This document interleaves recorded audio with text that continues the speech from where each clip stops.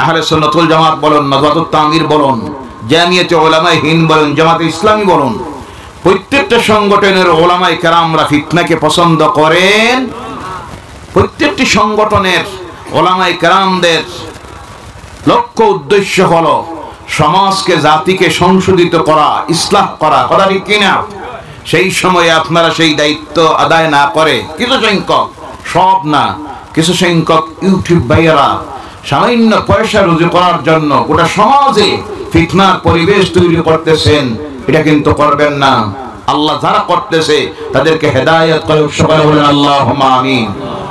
ও আমার ভাইয়েরা, মুসলমানেরা, বিভিন্ন জায়গায় দেখা যায় আজকে এইভাবে বন্ডদের বিভিন্ন জায়গায় মাজার তৈরি করে দেয়। কারণ তারা দেখে ওই মাজার তো এমন একটা ব্যবসা যেখানে মূলধন বলতে কিছুই লাগে না। ও আমার ভাইয়েরা, মুসলমানেরা, আমার সেই কথায় অনেকে রাগ করে, অনেক সময় সমালোচনা করে, কমেন্টের মধ্যে অনেকে নিয়ে বিভিন্ন কথা লেখে যে উনি মনে হয় আহলে সুন্নাত ওয়াল জামাত থেকে বাইর হয়ে গেছেন। আবার অনেকে কমেন্টের মধ্যে লেখে, আমি অনেক সময় দেখি সময় হয়ে গেছে উনাকে বহিষ্কার করে দেওয়া। কি করে দেওয়া? হক কথা যাতা বলবেন। আমার আল্লাহ বলছেন কুলিল হক, রাসূল বলছেন কুলিল হক ওয়ালাউ কানা মুররান। যদি তিক্ত হয়, তার খারাপও লাগে, তুমি হক কথা বলো। কি কথা বলো? হক কথা বলো। ওযু নাই, গোসল নাই, চুলের জটা দুর্গন্ধে ফেরেশতা তো কিনারায় আওয়াজ, দূরের কথা কুত্তাও কিনারায় যায় না। আছে না নাই? অনেক আবার এই সময় ফতোয়া দিয়ে দেয়, এটা আপনারা বুঝতে না, এটা আলাদা লাইন। আপনারা শরীয়তের মানুষ, এরা হইল মারেফতের মানুষ। এটা মারেফতের না, এটা মরার ফতের। কোন ফতের? এই সব ভণ্ডদের সঙ্গে ইসলামের কোন সম্পর্ক রাখবেন না। আল্লাহর ওলিদেরকে আমরা শ্রদ্ধা করি, সম্মান করি, বয়াত হবেন, শিষ্যত্ব গ্রহণ করবেন, সবক নিবেন। প্রয়োজনে কোন সময় আল্লাহদের মাজারে রাস্তার কিনারে দেওয়া পড়েছে, জিয়ারত করুন, অসুবিধা নাই। কিন্তু ওই বন্ডদের কিনারায় যাবেন, এখানে পাওয়ার কিছু কথা বোঝা যায়। আজকে বিভিন্ন জায়গায় এই বন্ডগুলি মারা যাওয়ার পরে তাদের কবরের উপরে দেখা যায় বিরাট গম্বুজ দিয়ে মাজার বানাইয়া দিয়ে এক শ্রেণীর মানুষ মাজারের নামে ব্যবসা চালাইতেছে। কথা ঠিক কিনা? ও আমার ভাইয়েরা, বলতেছিলাম, ভাইয়েরা আমার, আল্লাহ রাব্বুল আলামিন সেই দিন হযরত আমার নবী সাল্লাল্লাহু আলাইহি ওয়াসাল্লাম তখন আবু জেহেল জানাইয়া দিয়েছে, কেউ মক্কায় যারা আসতেছ, এই মক্কায় একজন নতুন পাগল বাইর হয়েছে, জাদুকর বাইর হয়েছে। সবচেয়ে বড় জাদু হলো তার গলার আওয়াজ শোনা মাত্র মানুষ মুগ্ধ হয়ে যায়। এর কিনারায় কেউ যাইও না। নাউজুবিল্লাহ বলেন। মক্কার প্রতিটি রাস্তায় রাস্তায়, তিমাতায়, চৌমাথায় এক একটা মানুষ দাঁড় করাইয়া দিছে পাবলিসিটির জন্য। আপনারা আসতেছেন, যারা হজ করে যাবেন, ওখানে একটা পাগল আছে, এর কিনারায় কেউ যাইও না, এটা মারাত্মক জাদুকর। নাউজুবিল্লাহ বলেন। ও আমার ভাইয়েরা, যখন ইসলামের বিরোধিতা করা হয় তখন ইসলামের লাভ হয়। সুবহানাল্লাহ বলেন। যখন ইসলামের বিরুদ্ধে অপপ্রচার করা হয় তখন আল্লাহর দ্বীনের লাভ হয়। আর আল্লাহ যখন চায় তার দ্বীনের প্রচার করাই তো ইসলামের দুশমনকে আল্লাহ তার দ্বীনের দাঈ বানাইয়া দেয়। যার প্রমাণ হলো আবু জেহেল। কোনটা? আবু জেহেল যখন জানাইয়া দিল, প্রত্যেকটা মানুষ এসে মক্কায় যখন ঢুকতেছে, আমারও নবী একাকী প্রত্যেকের কাছে গিয়ে দাওয়াত পৌঁছাইয়া দেওয়া সম্ভব ছিল না। আমার আল্লাহর ইচ্ছা হলো, আবু জেহেল রে, তোর মতো নাফরমান দিয়ে আমি আমার দ্বীনের দাওয়াত দেওয়াইব। সুবহানাল্লাহ। প্রত্যেকটা মানুষের কাছে খবর পৌঁছে গেছে, মক্কায় একজন জাদুকর বাইর হয়েছে, একজন পাগল বাইর হয়েছে। হজ যখন শেষ করলো, প্রত্যেকের মনের মধ্যে আসে, আর কোনদিন মক্কায় আসতে পারবো কিনা জানি না, কোন জায়গায় সেই পাগলটা একটাবার দেখে যায়। সুবহানাল্লাহ। কেমন জাদুকর একটাবার দেখে যায়। জাদুকরের কাছে যাওয়ার মানুষের একটা প্রবণতা আছে না নাই? এখানে যদি জানাইয়া দেওয়া হয়, কালকে বুড়ি বাইলে একটা পীর বার হয়েছে। কি বার হয়েছে? যাওয়া মাত্র 10 বছর আগের খবর কইলায়, 5 বছর বাদের সব কইলায়। কি অবস্থা হইব বোঝা যায়। জি গাড়ি রাস্তায় কিছু জায়গা হইতো, এক নম্বরে লাইন ধরতো কারা? মায়েরা, মা বোনেরা। কারা? শুনছনিয়া পীর বার হইছে, রে শুনছনিয়া পীর বার হইছে। যাওয়ার মাঝে 10 বছরের আগের খবর কইলে, 10 বছর পিছর কইলে, সব কইলায়। নাউজুবিল্লাহ বলেন। 10 বছর আগের খবর যদি কইতে পারে, 10 বছর পিছনের যদি কইতে পারে, তারে গিয়ে পয়লা জিগাইবা, ভাই তোমার মৌত হইতো কোন দিন? জি কইতে পারবো? আরে আগের তো কইতে পারে, তার খবর কইতো তো আগে। গায়বের খবর খোলাওয়ালা কে? আওয়াজ করে বলেন কে? সবচেয়ে বেশি ওই সব আজেবাজেতে, এই সব বন্ডদের কাছে, জাদুকুরদের কাছে আমার সমাজের মানুষ বেশি যায়। কথা ঠিক কিনা? জ্ঞানের অভাব। কিসের অভাব? জ্ঞানের অভাব। আর পাগল দেখার মানুষের একটা সবসময় উৎসাহ থাকে না। জি অনেক সময় দেখবেন রাস্তা দিয়ে পাগল হাঁটতেছে, মাথায় চুলের জটা। কিসের জটা? চুলের জটা। মাথায় লাল শাল্লু, গলার মধ্যে লঙ্গর। কোনটা? লঙ্গর। হাতের মধ্যে লোহার তৈরি আর এক লাঠি। শরীর থেকে বাইর হইতেছে গাঞ্জার দুর্গন্ধ। কিসের দুর্গন্ধ? এগুলির পিছনে পিছনে হাঁটে কিছু মানুষ আছে না নাই? ভাই আপনারা বুঝতেন না, এটার মধ্যে মাল আছে। কি আছে? মাল আছে। এর ভিতরে মাল থাকতো, এটা তো বারে মাল আছে। চুলের জটা। কোনটা? নাউজুবিল্লাহ বলেন। ইসলামে ভণ্ডামি বলতে কিছুই লা রুহবানিয়াত ফিল ইসলাম। ইসলামে সন্ন্যাসবাদ বলতেও কিছু।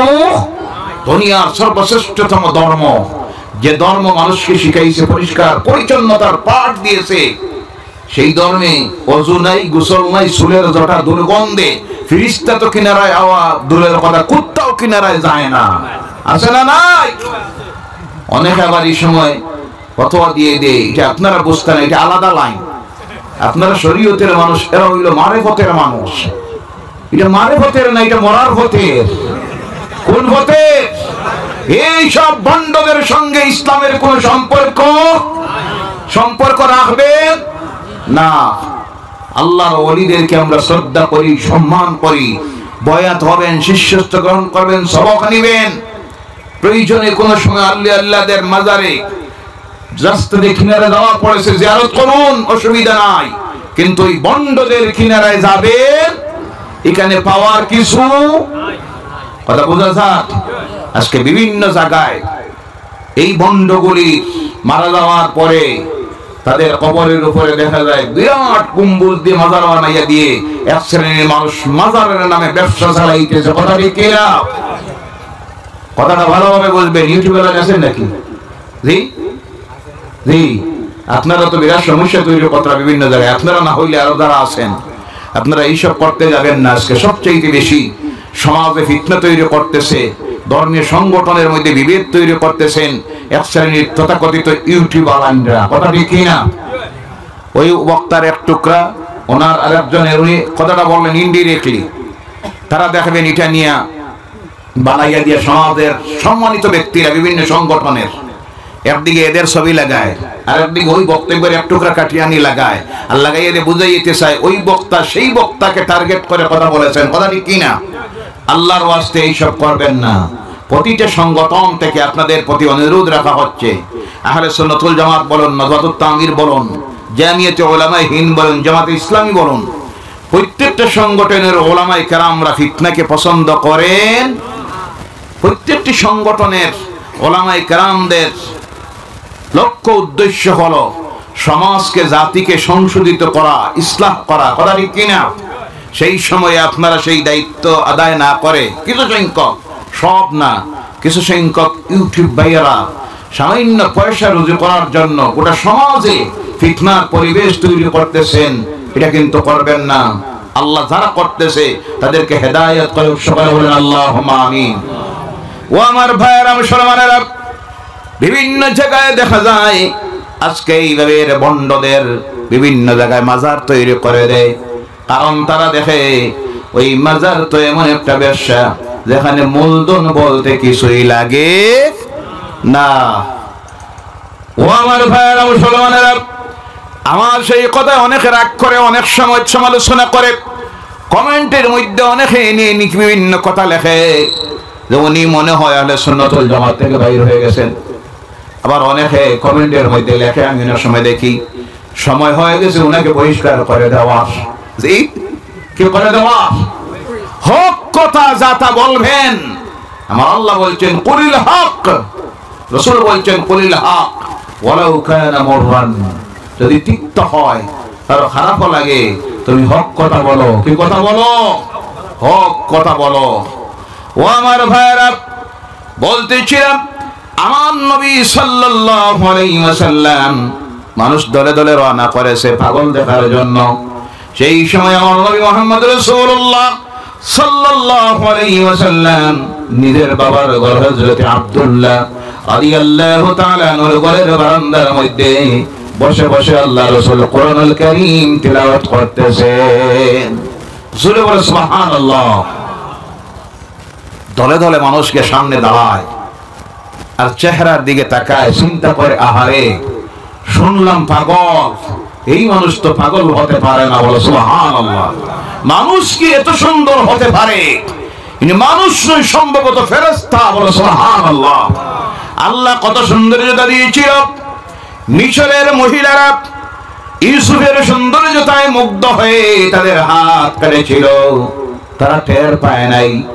মা আয়েশা সিদ্দিকা রাদিয়াল্লাহু তাআলা আনহা আল্লাহ রাসূলের কাছে প্রশ্ন করেন, ইয়া রাসূলুল্লাহি সাল্লাল্লাহু আলাইহি সাল্লাম, আল্লাহ সৌন্দর্যতা আপনাকে বেশি দিয়েছে না ইউসুফকে বেশি সৌন্দর্যতা দিয়েছিল?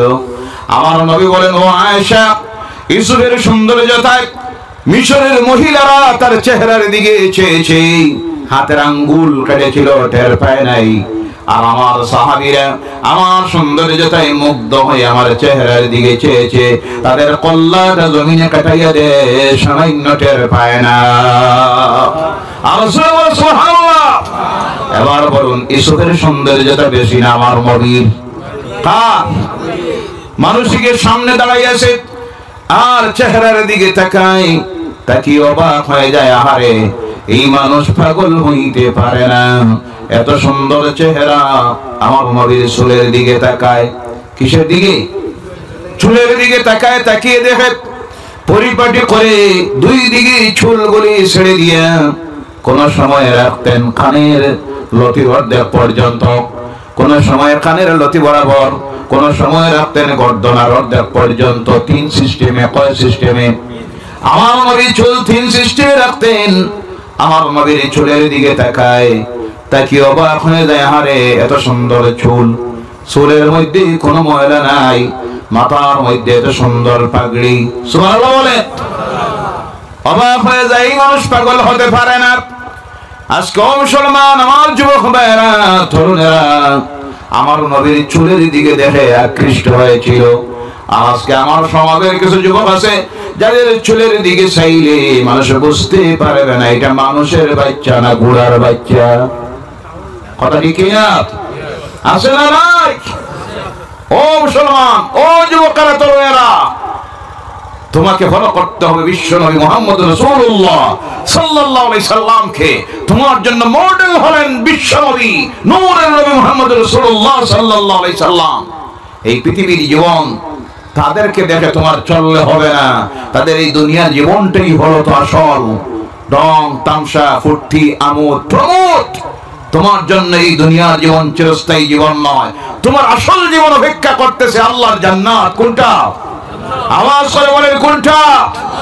ও আমার যুবক ভাইরা, আজকে আপনাদেরকে ইসলাম থেকে দূরে সরানোর জন্য ইহুদি, নাসারা, কাফের, মুশরিকেরা বিভিন্ন ভাবে ষড়যন্ত্র করতেছে। তারা দেখতেছে এই যুব সমাজ যতদিন ইসলামে টিকে থাকবে, দিনদার হবে, ইমানদার হবে, পাঁচ ওয়াক্তের নামাজি হবে, রাসূলের সুন্নতের উপর আমল করে চলবে, ততদিন এই পৃথিবী থেকে ইসলামকে মিটানি যাবে। তাই যুব সমাজকে ধ্বংস করে দেওয়ার জন্য তারা আগে টেলিভিশন, কোনটা? আর এখন মোবাইল, কোনটা? মোবাইলের মধ্যে অশ্লীলতায় ভরপুর করে দিয়ে তারা দেখতেছে আমাদের তো চরিত্র বলতে কিছুই নাই, আদর্শ বলতে কিছুই নাই, পরকালীন জীবনে কিছুই নাই। তাই আমরা যা করতেছি তা যেন তাদের মধ্যে ঢুকাইয়া দেওয়া যায়। তারা ফলো করার জন্য কেউ সামনে নাই। কারে তারা মডেল হিসেবে গ্রহণ করবে, কার কাছ থেকে শিক্ষা গ্রহণ করবে, শিক্ষার জন্য মডেল হিসেবে তাদের সামনে কেউ নাই। যারা আছে তাদের ধর্মীয় গুরু, যারা আছে পণ্ডিত সন্ন্যাসী, এদের কাছে গিয়ে যদি বলে গুরু সাহেব, পণ্ডিত সাহেব আমাকে কিছু বলুন তো, বলার মতো তার কোনো জ্ঞান। এর জন্য তাদের জীবনটা হয়ে গেছে উশৃঙ্খল, কোন দিক নির্দেশনা নাই। কিন্তু তোমার জন্য আদর্শ যিনি, এমন নবী আল্লাহ দিয়েছেন, এমন একটা বিষয় বাকি নাই যে যার কাছে গেলে তুমি পাইবা না এমন নয়। কেমনে তুমি খাইবা, কেমনে বসবা, কেমনে উঠবা, কেমনে খাবার হবে, কেমনে বসা হবে, চলাফেরা হবে, পায়খানা করতে কেমনে বসবেন তার থেকে শুরু করে ইস্তিনজা কেমনে করবেন, পেশাবে কেমনে বসবেন, পেশাবের পর ইস্তিনজা কেমনে করবেন, তোমার পরিবারের জীবন, ব্যক্তি জীবন, সামাজিক জীবন, রাষ্ট্রীয় জীবন, সমস্ত জীবনে তুমি কিদায় কিভাবে চলবে, যিনি শিখাইয়া দিয়ে গেছেন তিনি হলেন জনাবে মুহাম্মদুর রাসূলুল্লাহ সাল্লাল্লাহু আলাইহি ওয়াসাল্লাম। বলো সুবহানাল্লাহ।